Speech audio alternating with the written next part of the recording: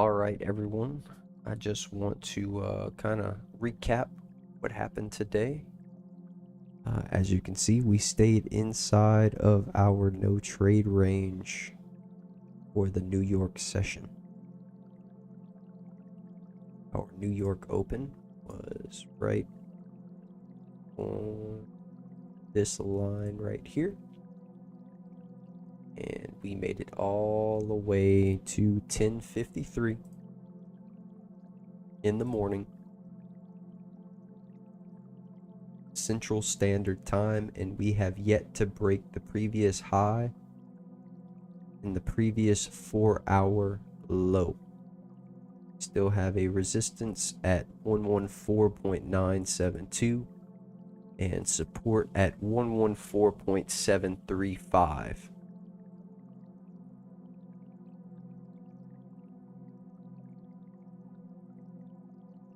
Nine o'clock, we have a red folder event. It was ISM. Reload that because this already passed. Natural gas storage as well at 9:30. And that is all of the USD news for today. But you can check the time. We are coming to the end of the New York session. Most volatile times, and we are still inside of the no trade range. See, we went through all of these times here, but we are still inside the no trade range. There's not enough volume here, unless you scalped in here. Unless you did like we did, we caught from here to here, but we got the bag secured. Whenever we were here trading this morning, we said we were looking for it to come back down to support of 114.735. Now we're selling if it closes lower than that. That would be our trade down to the daily low. But we took profits because we know that this is the no trade range and we're waiting for larger momentum to come through for our daily high and low, but it has yet to go either way. It is still consolidating all the way through. So like we explained earlier, we were able to react to the lower time frames on how it was rejecting our resistance levels coming into the 7 o'clock candle, and we came all the way back down to retest support at 114.735. And then market still fluctuates and we're still inside of the consolidation. Candles have yet to break up or down. In momentum, we do look bullish. We are rejecting support from 114.323. So the target level is 115.194 in momentum further up. Because if we are to break 114.972 and start closing up here, this is the next target level. This is the next resistance level that pushed price down. So that would be the most probable area. But it just takes time. See, we're still 2 hours in from our previous stream, and it is yet to break outside of the zone. We were able to capitalize on it just based off of the knowledge that we have and how to manage trades properly. We can catch a little bit, we can scalp off of it, but the main move is going to come from whenever we break these levels up or down, because these are the higher time frame levels in a full candle. So once these areas start to break, those are your higher movement areas to form that larger time frame candle, and that'll kind of start making sense the more people follow along and see how we implement all of the time frames into the analysis, going from the monthly to the weekly, daily, 4 hour, 1 hour.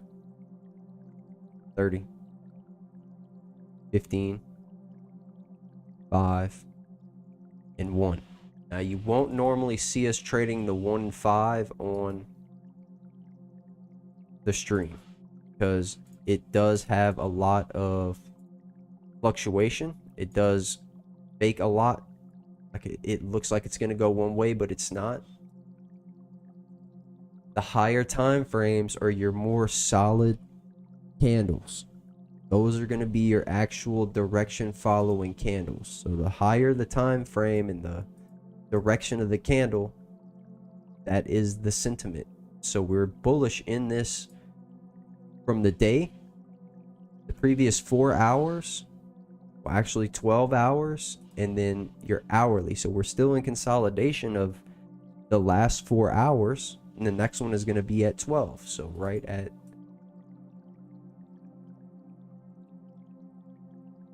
right here is going to be your next 4-hour candle.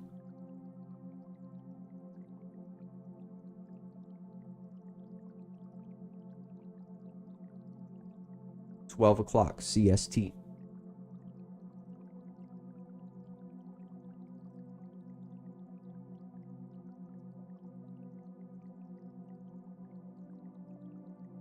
But the bags are secured. We got our profits for today. Go ahead and pull up the stats. So we have a 1.05% gain just for today.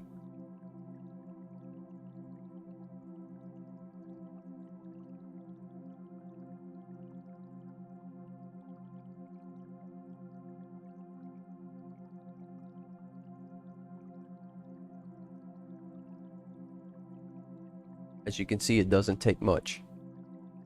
Small profits gradually build up. And this is what this stream is here to show. You don't need these large movements to build up an account. You can manage $100. You can manage 1,000. If you can manage 1,000, you can manage 100,000.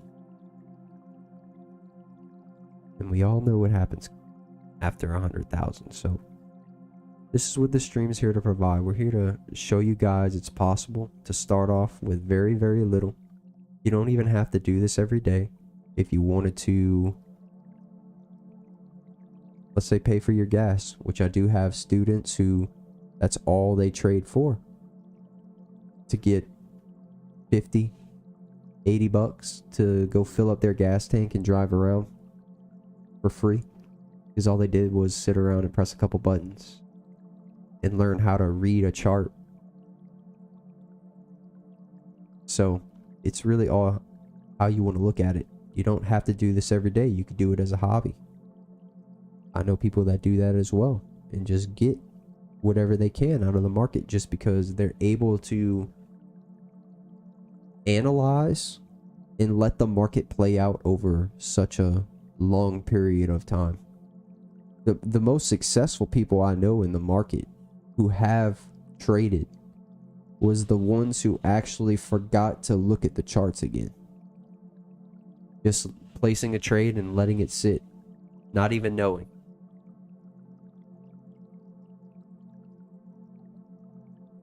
Those have been the high rewarded people in my books. The people that just sat there and forgot about an analysis, just let it go. Not placing any stop losses, so that would have been bad for the account if anything were to happen. But the ones that did fall through and have that reward were some of the biggest winners that I know.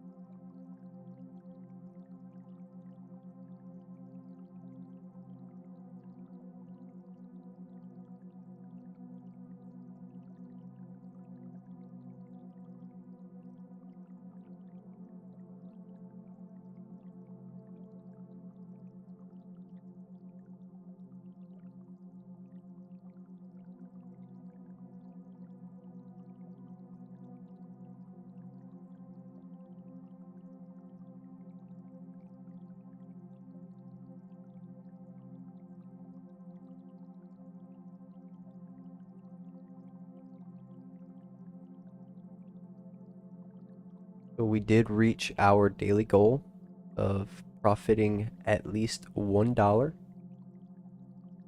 We passed that goal by 134%. We didn't quite make the weekly, but we're still 21%, which is fine. One of the things that I do want to say is that we have 3 green days in a row, and we normally don't trade on Fridays, so we won't be streaming tomorrow.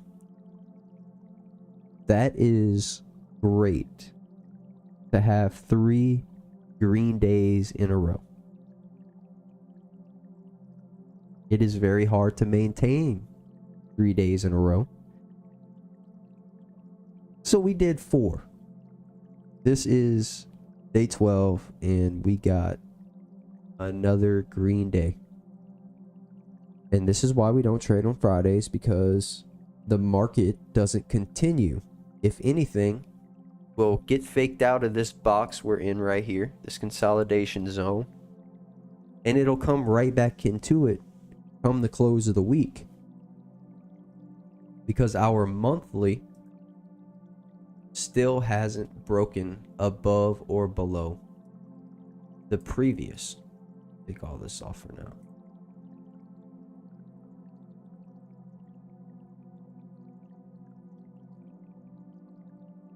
So it has to break one of these two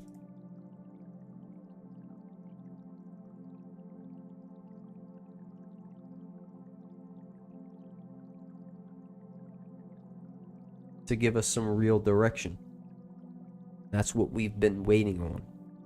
This is why January was risky to trade, because we got a whiplash back and forth in between this large range. Looks like small candles, but really this is 3,000, over 3,000 points, just this one candle.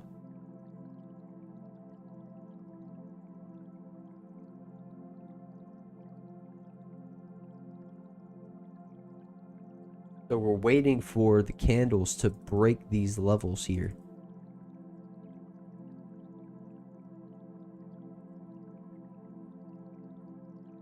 Break it all the way down. We have the weekly. You have 4 weeks in a month. This one did this. So the next one, in this case, it kind of looks like it's going to continue up, because we had rejection here. We pushed up, came back down. We didn't make a lower low. So we have higher low here.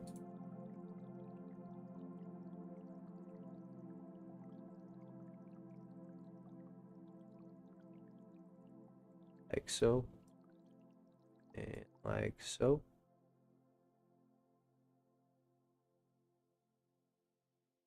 And this needs to be filled in momentum. So in theory, this is going to continue up if we can close.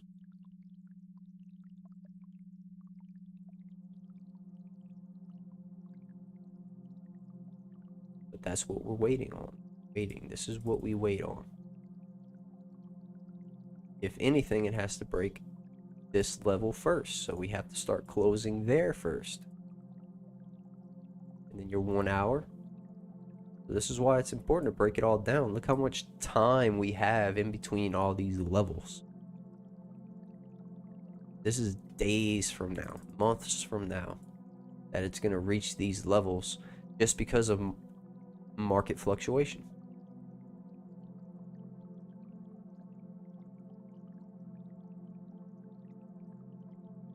So we're waiting. No trade range between here and here until we start closing. So we got a candle poke out like this. We don't want to trade it. Just waiting for the candles. We got a green week. We're up 2.11% this week. This month, it's February. It's the month of change. So let's Let's keep this momentum going, guys. I have a good feeling about 2022. Got a yearly goal. Make 100,000. Get a small $100,000 account going. And yeah, let's keep it going. I got a good feeling. We've done it once, we could do it again. Thank everybody for being a part.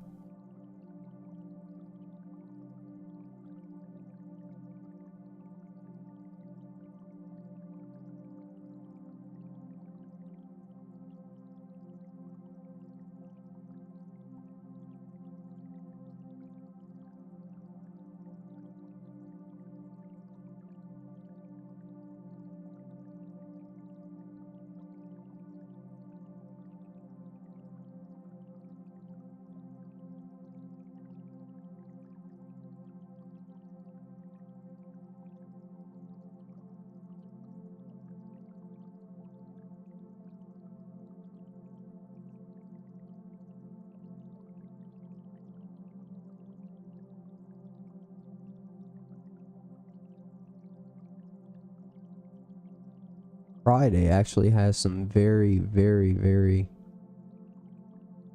important news coming out, which is not good to trade. This is another catalyst for the month. This is what we were explaining last week whenever we had unemployment rates and your non-farm employment changes. These are important events that change market directions, could have potential to change market directions.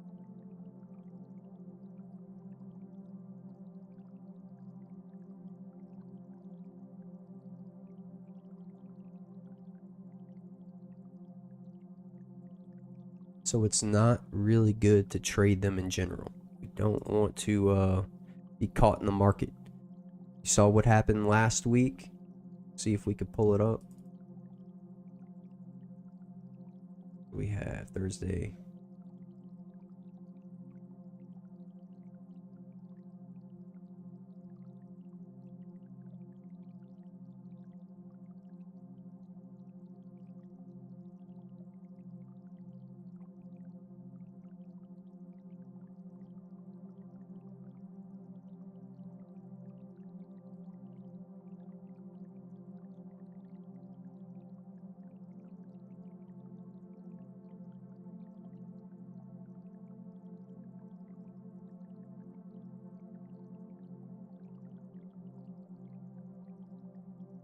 All right, it was Wednesday, January 26th. We have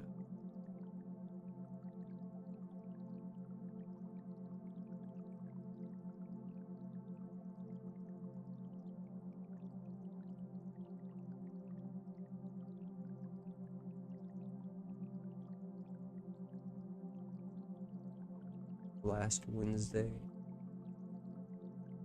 Thursday, Wednesday, Tuesday, Monday, Friday, Thursday, Wednesday. Here. In between this candle right here, we had our FOMC meeting that we were looking at. We had the price whiplash back and forth right here at the beginning of the bad news, but then we ended up pushing all the way through. So it shows you hard rejection. We would have been waiting right here, wouldn't have got the entries, and so on and so forth. I mean, of course, we would have had to be trading right there, but we were cautious. We got out of the market because of what it was doing. Just way outside of our no trade range, our time to even trade, and we pushed through Asian, London, so on and so forth. So we ended over here, and now this week is starting to round back off into the 114.8 area.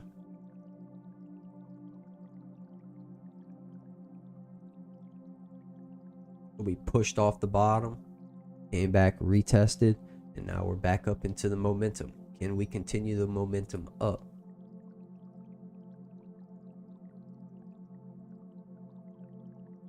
But this is where candle closure comes into play, because this candle can come all the way back down into here, and instead of being this long, it'll be this long with a wick like that. Line up, but yeah, it leaves a wick where this candle was. A wick will stay, then this candle will end up just being smaller. We have to wait for the candles to close in order for that candle to build on a higher time frame, because on the daily we're watching 3 4-hour candlesticks close throughout our 12-hour day, and this is ran on 24, so we'll see 12 candles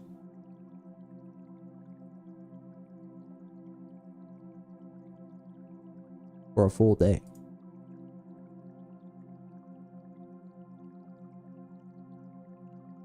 Of the session.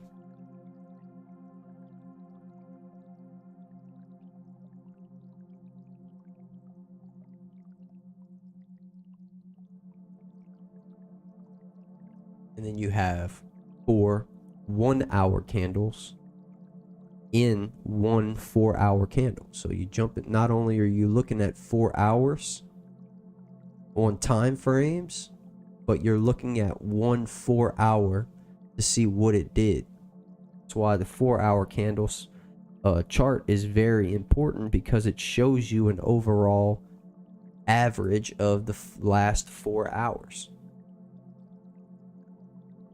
And you can see the last 4, 8, 12, 16. It's just been consolidating in our no trade range. This is what we had identified this morning as our no trade range. It was a lot tighter, but of course we thought that the price was going to push through. Then if we look at our spread price right here, we're already at 9, 10, maybe sometimes 11 it'll get up to.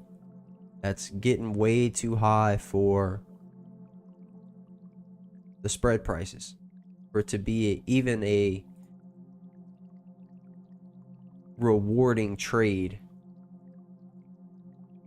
because then you have to cover the 10 pips that you're trying to get. You want to make sure that we're trading on that lower spread price time, so that we can capitalize on the swaps, the fees, and all the other stuff that we have to pay through the broker as we place the trade.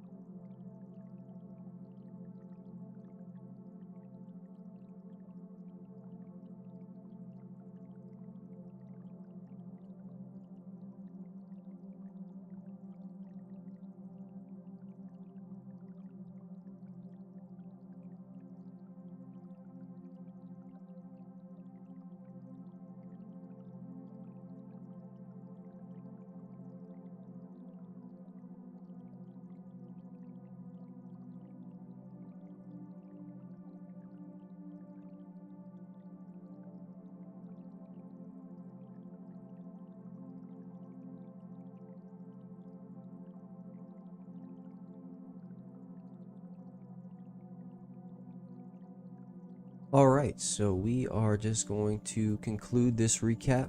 Still, really nothing happening in the no trade range. Just in consolidation. We have no candles that are pushing any type of momentum.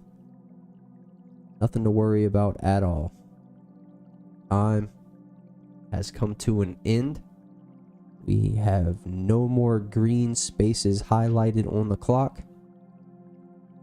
The trading day is complete. So, anybody itching to place any trades, please save yourself some time. Just go ahead and turn your computer off, turn the phone off, go do whatever you need to do. Keep the green week going. So, we're going to leave it at that. Price is still in consolidation. You have nothing to worry about, guys. We will not be streaming tomorrow due to market fluctuations and red folder events on the calendar. This is risky times to trade.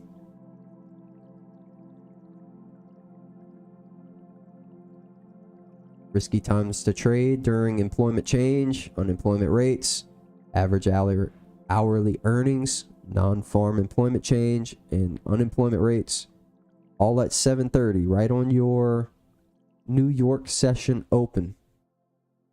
So you have a lot of money coming through all at one time, and it's very risky. It'll just whiplash the price back and forth.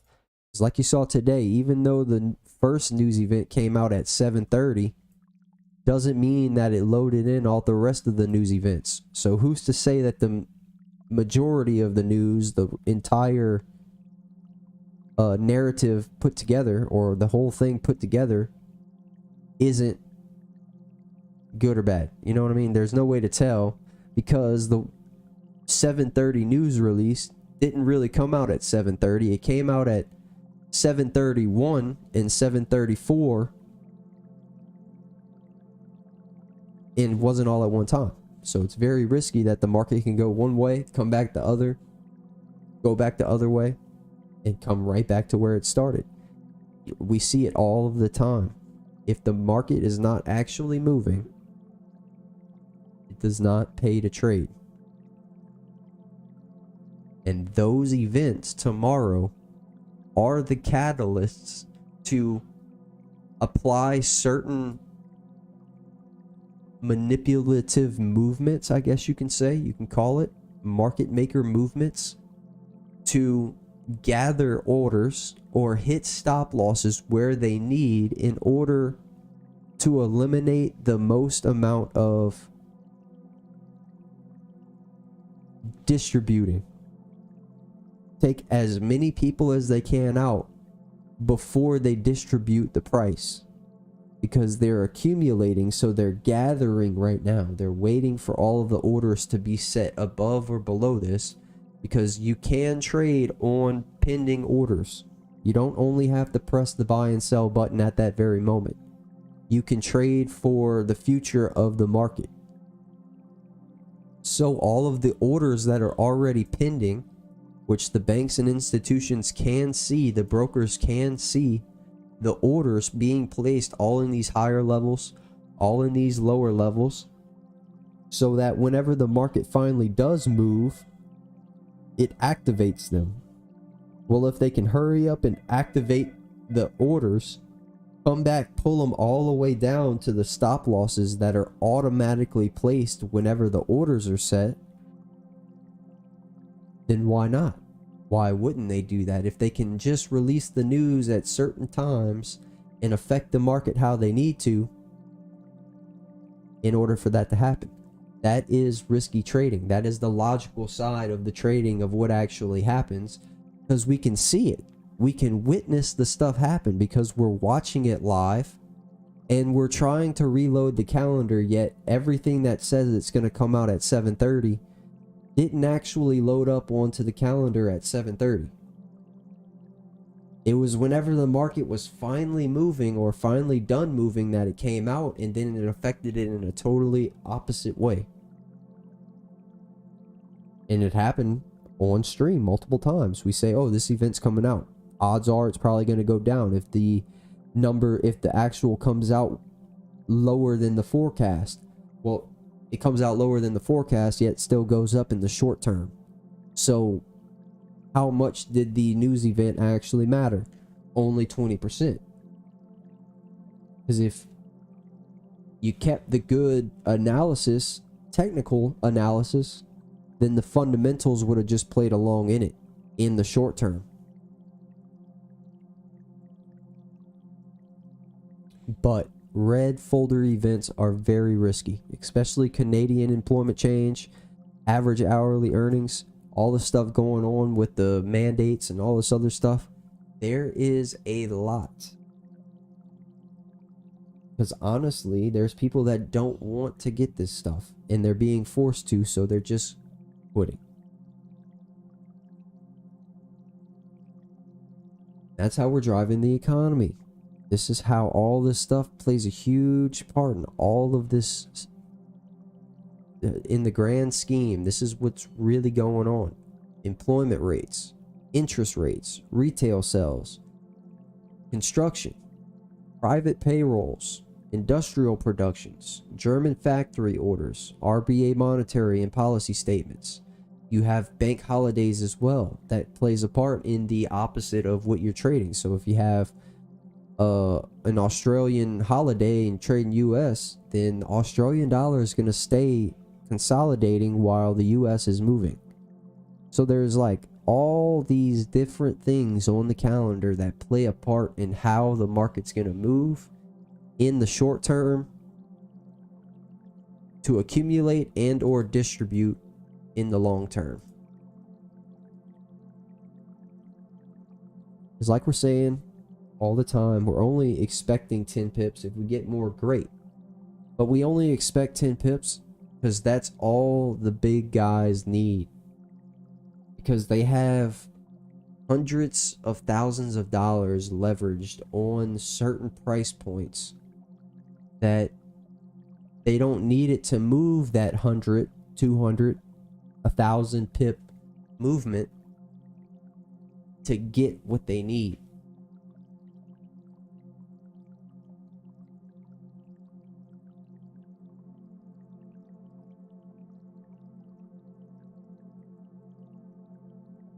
So the faster we can start understanding these things, the easier it would be to think logically about how the candles are formed and how we need to trade them as small capital traders, scalpers, people who get in and out of the market.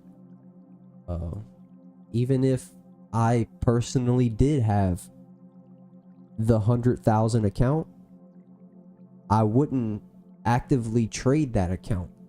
It would be divided up so that my risk management, I'm using the correct lot sizes and so on and so forth. Why leverage that much whenever I can continuously build it?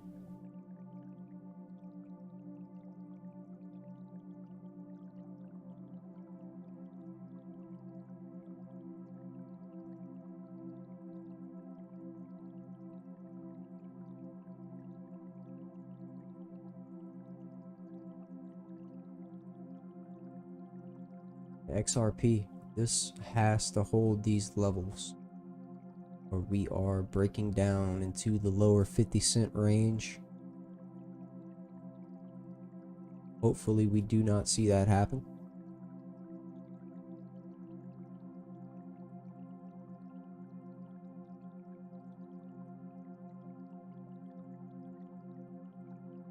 But time will tell.